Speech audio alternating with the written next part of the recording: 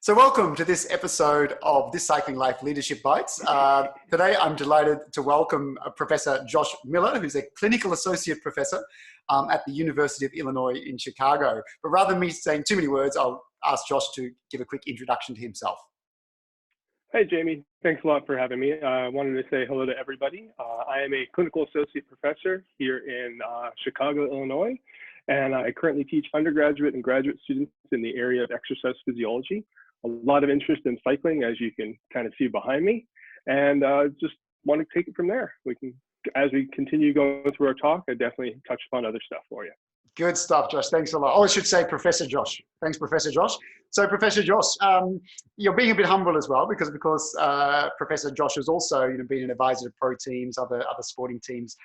He's a bit of a guru in the field, and particularly for the topics we're going to be talking about today, because today what we're going to be focusing on are two really important performance-enhancing aspects of sport and physiology, and that's stretching and recovery. So, Professor Josh, maybe you could start us talking a little bit about stretching, because there's a lot of myths and a lot of assumptions out there about what cyclists should do with stretching. So for you, maybe can you talk us about what's the latest view on the benefits or even maybe disadvantages of stretching for cyclists? Sure, Professor Jamie, thanks. That's a great question, actually. Just so you know, I just recently published a manuscript that's actually looking at stretching before athletes actually exercise. The study was actually conducted with college-age students, but if you look at some of the research with static stretching, the idea of static stretching is the ones that we hold for about 30 seconds to a minute, and then repeat it after relaxation for a few minutes. We actually find that there's research that's actually shown that there's a 5 to 20% decrease in peak power output.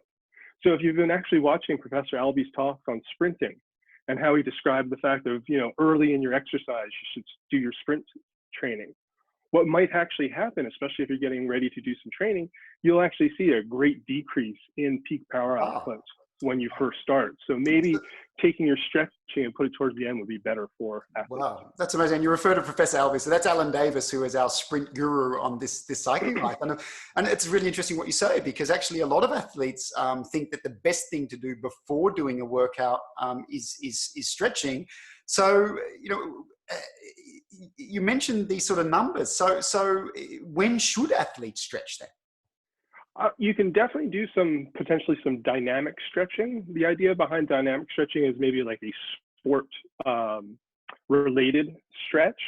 So you've probably seen some athletes maybe doing some planks or, some overhead stretching, where you're basically raising the head and stretching out maybe a thoracic area, maybe doing some general stretches like that prior to, getting on the bike is definitely going to be advantageous. But if you're looking to stretch like the quadriceps, the hamstring, the gastrocnemius muscles, those you want to probably do at the end. Hang on a second. What's the gastrocnemius muscle? What is that? Sorry, gastrocs are the calves. The calves. Okay. Those big muscles that every cyclist have except me. Okay. Think about a lot of lower body exercise stretching that way. Yeah. But we want to think about that warm up period. That's when we're getting the body ready for exercise. Kind of like, maybe having breakfast prior to exercise, or maybe some coffee for those that drink caffeine. That might actually be a little bit more advantageous. Right. Okay. So what would be like, so you mentioned, because, again, coming back to my experience being in cycling for a long time, often when I go to the start line, I actually see people sometimes doing this static stretching, literally, sort of sitting and stretching down and their muscles, and so we should avoid that. So can you say a bit more about like this dynamic stretching stuff? Because I think maybe like practically, what are some of the exercises to do for dynamic stretching? Dynamic stretching is going to be, if you ever watch a football game, we talk American soccer or European football, a lot of the times you'll see players maybe like doing some light jogging, some high knee ups, activities that are very sport specific. So if you think about cycling, a lot of the times we're in a rigid position. So we want to maybe, be able to stretch the upper body, stretch maybe a little bit of the core or low back. Those would be maybe a little bit beneficial. But if you think about when you start riding, you're not going to get out there immediately and go from 0 to 100. You're going to go 0 to 10 to 15 to so forth. Yeah. So that warm-up period might actually help get the body ready as a warm-up period also, or as a little bit of a stretching period also. Yeah. And that's another interesting thing I sometimes see, you know, and for myself as well, that I've done this over the years. Sometimes when I'm out on the bike in a race, for example, and I feel a little bit of a cramp coming on, or I feel that my muscles are getting tired. Sometimes I just do some even static stretching on the bike. So standing up on the bike, you know, stretching my quadriceps or my calf muscles. What's your view on that? You know, if you're coming into a finish and you're feeling a little bit of cramp or whatever, is there an advantage or a disadvantage with doing some of those static stretches on the bike at that time?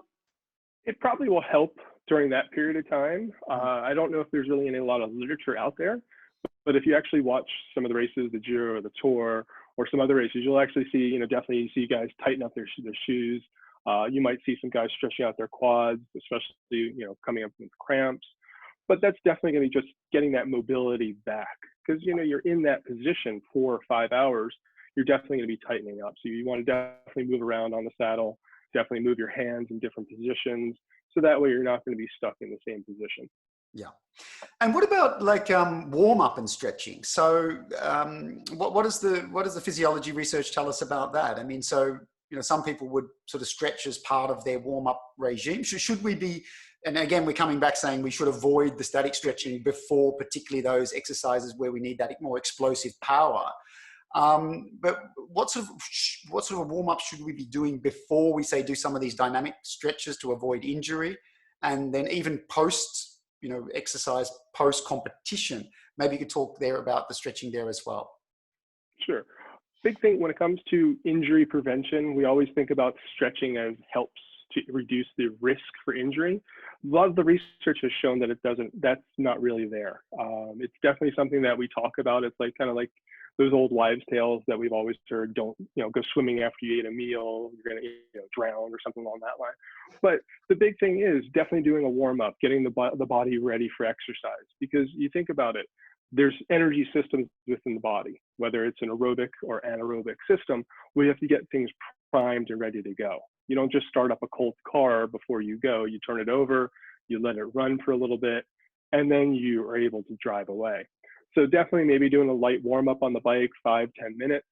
And then you can definitely do maybe some light stretching, especially if maybe it's a gym day, maybe something advantageous that way. But if you're on the bike, that's where you might actually see some increasing in pedal cadence, maybe changing the resistance on the pedal, on your cranks a little bit. That'll help to warm up the system. Yeah. At the end of exercise, definitely maybe taking that last 5-10 minutes afterwards, doing some static stretching, stretch out the hamstrings. Definitely maybe doing the old not a traditional hurdler stretch, but the modified hurdler stretch where you what's get one leg on the what's ground. A hurdler stretch? Is that some sort of American expression? Probably. If you ever watch track and field, you always see the hurdlers are the guys. Listen, man, I'm a cyclist. I'm a cyclist, okay? You know, a bike ride should never, ever be preceded by a swim or followed by a run, okay? That's my philosophy. Believe me, I tell my students the only time they're going to see me running is when it's raining, or if I've got to catch a bus and I'm still not running either. Well, we understand each other. But a hurdler stretch, I guess, is for those people who are jumping hurdles, so need to get that height. Is that, yeah? It's more of a position. So think about putting your feet in front and then stretching the hamstrings. But again, think of a comfort stretch. Never feel like it's going to tear. Right. Hold each stretch 30 seconds. You could definitely stretch your quadricep muscles. You can do the traditional arms against the wall, put your calves so you can stretch out the calf muscles, or put one calf over, you know, the edge so you can help stretch out the calf muscles. Okay. Maybe doing some trunk stretches also would definitely be beneficial too. Yeah, cool. So I think, you know, for a lot of our audience out there, they're familiar with these more traditional stretches, but the most important message I guess we're sending is, you know, try to avoid those static stretches before going into those sort of, you know, competitive events, particularly if you're going to, you know, have to put out that explosive power to bridge to a breakaway or to sprint or to, you know, put up that big power on a climb. So that's debunking, I guess, some myths that people might have been following actually for quite some time. What about plyometrics? Because we do talk a lot on This Cycling Life about the benefits of plyometrics, but in many ways, you know, plyometrics are explosive exercises. So for example, box jumping, you know, jumping up onto a 50 centimeters, 70 centimeter box. But what I've experienced in doing plyometrics is also my flexibility, I think, improves with that. Is there a connection there between plyometrics and flexibility stretching as well? There is a little bit, because remember, maybe most people haven't tried plyometrics before, but a lot of that is going to be a stretching of the muscle. So basically you're lengthening the muscle and then you're kind of holding it for a split second. Because think of a rubber band. You stretch a rubber band out and you let it go instantly, it's going to slam and hurt you. But if I stretch a rubber band and hold it for 5 minutes and then let it go, I've stretched it. Yeah. So the idea behind plyometric is to gain that explosive stretch. And that's really what you're doing, is you're stretching the muscle for a second and then you're going to explode upwards. Yeah. So there's definitely going to be some beneficial attitudes towards that. And you definitely want to incorporate that into the training, potentially probably going to be more in the early part of the season, especially that you want to build more explosive power. And then being able to progress through, so going from a smaller box to a larger box, so forth and so on. You can also do one-legged jump, start out with two-legged jumps, then move into one-legged jumps as you get stronger and are able to land them safely. And talking about that, so whether it's the dynamic stretching, because like as you mentioned, when we see sort of soccer or football players, they're often doing that right before a game. What about like plyometrics? I mean, is it okay to do some box jumps before going into a competitive situation? Or I race on the piste, on the track. So is it positive? Is it negative? Do we have any research or insights on that? I haven't really seen any research on that. Thinking about it, I probably wouldn't incorporate that into my my phase right before I'm getting into a competition. It's definitely going to help build up to the competition in that sense. But the goal again is to maximize as much. So potentially right before you get ready for competition, you're going to go through that taper phase where you're going to be helping the body relax, regenerate, recuperate all that glycogen stores, that glucose, the sugars that you need. And really that's what you want to be focusing more on, rather than making sure that you're topping off your explosiveness, because hopefully that training up to that point has gotten you there. Okay, maybe that's a topic for another future episode, Professor Josh. Yeah. We can come back to that, because it's very interesting. I mean, as a little bit of a diversion, but for what I understand is, for some of the top sprinters in the world today, guys like Caleb Ewan, they're doing gym work, explosive work, right up to just a few days before competitions now, which again is different to the way we might have done in the past. But let's perhaps take that as another topic, Professor Josh. So let's continue, because actually what you've also just alluded to is recovery. So let's talk about that. So I guess there's two aspects here. There's one aspect which is just what I might call the everyday recovery. So if I've been out on a training ride for 3 or 4 hours and I come home, how do I, optimize my recovery, whether it's with my, compression socks or something like that. And then what we could also maybe talk about is recovery, or what we call tapering, leading into that sort of competitive phase. So should we start with the first one, the sort of day-to-day recovery stuff? Sure, let's start there. So think about it. You get off the bike, and what is the first thing we do? Or let's say we finish our training. What's the first thing we want to do? A lot of times, I'm sure Professor Albee says, don't just stop. We go through an active recovery. So that active recovery is helping to kind of get rid of things, help metabolize the lactate that we've built up, move things around, get the body cooler, bring our breathing back to normal, or at least within normal range, bring our heart rate down. These are all things that active recovery does, and it's really important. Because so this would be literally like the last few kilometers riding home, or the last 10 minutes if you're on the road, or if you're on your indoor trainer. This is just sort of a high cadence, easy kind of warm down, we would say. Yeah. That is correct. Because what we want to do is we want to get the system back to kind of not a resting state. We're not going to get back to a resting state immediately. Excuse me. We're going to get back. We want to kind of get within 10, 15, 20 beats of heartbeat. Yeah. And that's going to allow the body to get back to normal. What you might see sometimes is athletes go through a passive recovery. Get to the end of the race, they just stop, they stand there, they sit down. Definitely not a good thing. We want to basically think about blood pooling. We want to get a lot of that blood that we've trapped in our lower body. We want to get back to the heart so we can continue. If not, we've seen athletes pass out. Absolutely. And I've seen it. I've been in some of these masters races, and it really blows me away, because I see some of these like amateur masters athletes. They go across the line. Not only do they just stop completely, they actually just stop completely at the McDonald's. So they go straight into McDonald's, and they're like wolfing down a burger or something like that. So, so what about that? Is it okay just to like stop and then just woof down a Big Mac or something, or like, so what should we be doing there? I give a lot of people credit that can actually a lot of times eat after, let's say, a race or a hard exercise, because a lot of the times we actually find that the hunger that we have for food is actually reduced. But we definitely want to think about nutrition as a really important thing. So definitely incorporating in that, they call it like that magic window, the first 30 minutes after you get done. Look at a lot of the pro riders. They finish, the first thing that they're handed is going to be a shake. Yeah. We definitely want to get some protein in our system because we've done some damage. You know, we see a lot of muscle damage during exercise. So we want to help to start regeneration of those muscles. We also want to add some carbohydrates back into our system because we've depleted the muscle stores as well as potentially even some of those liver stores that we have in our system. So we definitely want to start out with that nutrition first and foremost to help get us back. And hydration is really important because we know that as athletes get dehydrated, we actually see a reduction in peak power output, in benefit of exercise. So that definitely can play a role in if you're first or 30th in that, especially if you become too dehydrated. Yeah. So I guess, so clearly, you know, the warm down in terms of, you know, the on the bike active recovery, which again, we talk about a lot on the show. And then the hydration, also very important. And Mick Rogers, former world champion, you know, he talks about this all the time, particularly for indoor training, because he said often we do our intensive efforts on the indoor bike.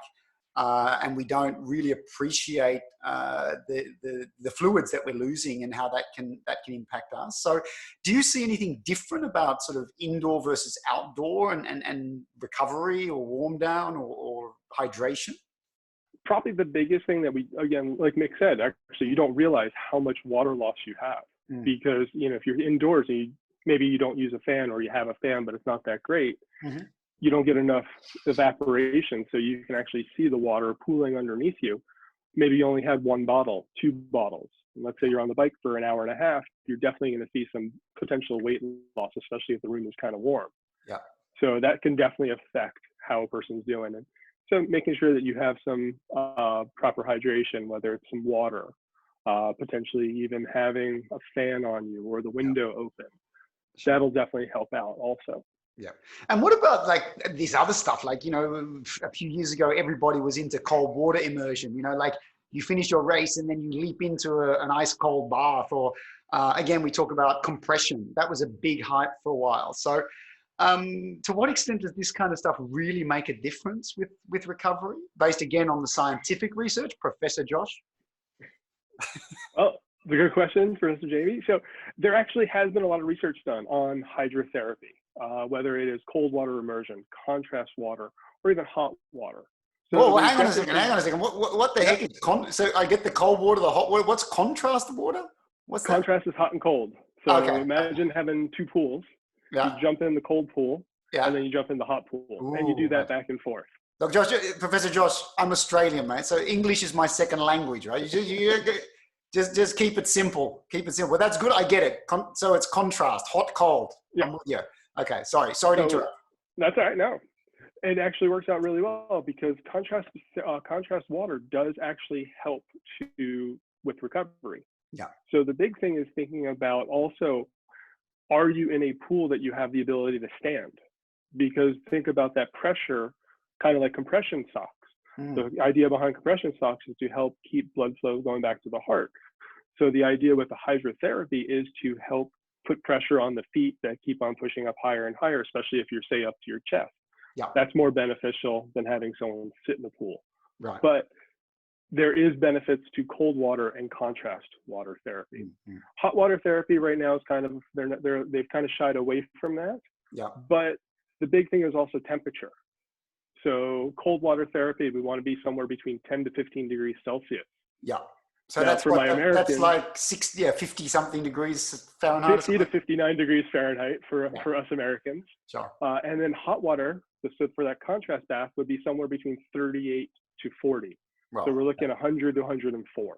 Yeah, but come on, man. Look, I live in a regular house. It's not like I have two bathtubs that I can jump in and out of, right? So I guess, some of this might be fine if you're at some, I don't know, pro sporting complex or something like that. So also for me, I guess the question would be, if we don't have, you know, the hot cold baths at home, what would be the most practical way to do that for a, you know, for somebody like me who's just living in a regular suburban house? You could probably do a cold, right now there's some research being done on showers. So doing a contrast shower, hot, cold, Yeah. 30 seconds on, 30 seconds off, and balancing between that 5 to 7 times. There hasn't been a lot of research done on that, but hopefully in the next little bit, we'll start seeing some research come out about contrast showers. So that's definitely a good idea also. Listen, Professor Josh, my family thinks I'm nuts already. I've got like 2 indoor trainers in the living room. I got an electric bike so I can take my kids out for motor pacing. If I start jumping in and out of hot and cold showers, they're going to think I've just gone bananas. So I don't know about that one. What about the sock stuff? What about that compression? Does it really work? So some of the research that I've looked at just recently, there's some books that have come out, and one of the books looks at compared aerobic versus anaerobic, so resistance training versus endurance training. Yeah. And they actually kind of showed that in resistance training, it doesn't benefit that much, but potentially it could benefit with our, you know, us endurance riders. Okay. The big thing is it might also be a placebo effect. You know, you think about it.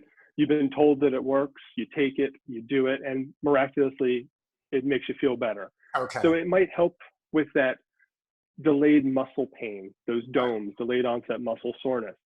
They've actually shown that it's beneficial. It helps with maybe getting some blood flow back to the heart, but it's not going to help reduce potentially the amount of lactate that we build up because we actually start breaking that down immediately once we stop exercising. So I guess if it makes you feel good, you know, in my book, that's what I always say. If it makes you feel happy, go ahead and do it. But as you said, the science is still a little bit uncertain about it. I mean, finally, because we've just got a couple of minutes to go, I've been reading up lately. You know, I'm a bit of a nerd with my academic journals, like you are, Professor Josh, you know. And one of my favorites is The Science and Nature of Sleep. So I've been reading up lots lately on sleep and the importance of sleep. What's your understanding of the role of sleep in recovery? Sleep is actually the most important time if you really want to think about it. You know, we're up, let's say we've got a 24-hour day. We only sleep maybe 1/3 of that period of time. Some of us sleep less, especially those that are now starting to get up there in age. You know, I sleep on average probably about 6 hours a night.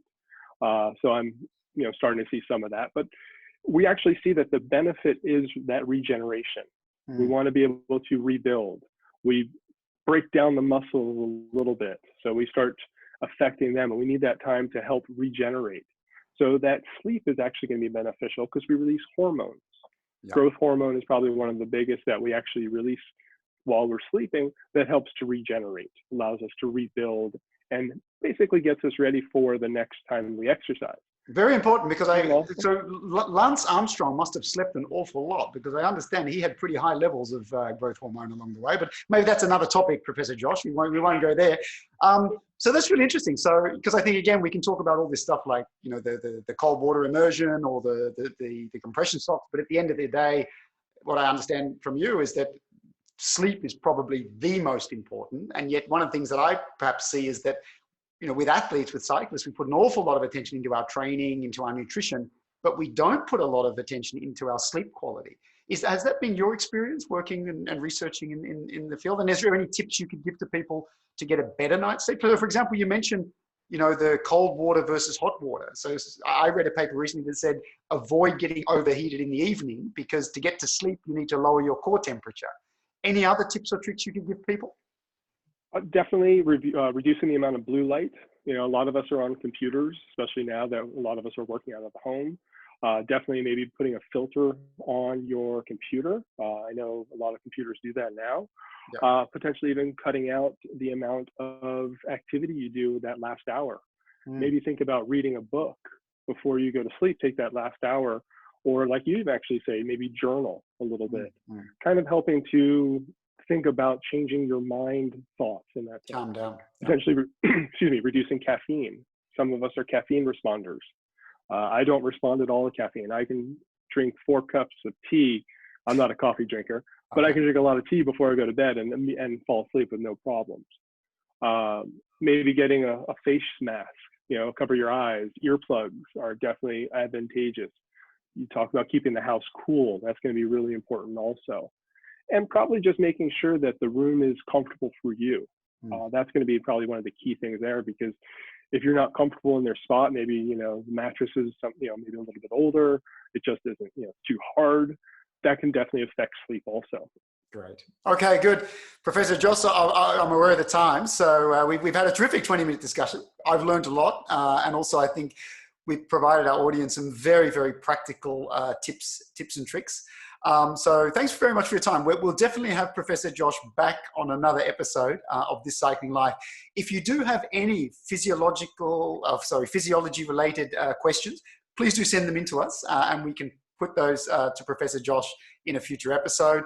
If you like this video, please do give us the thumbs up, and of course, please do subscribe to our YouTube channel. So thanks for joining This Cycling Life, and thanks to you, Professor Josh.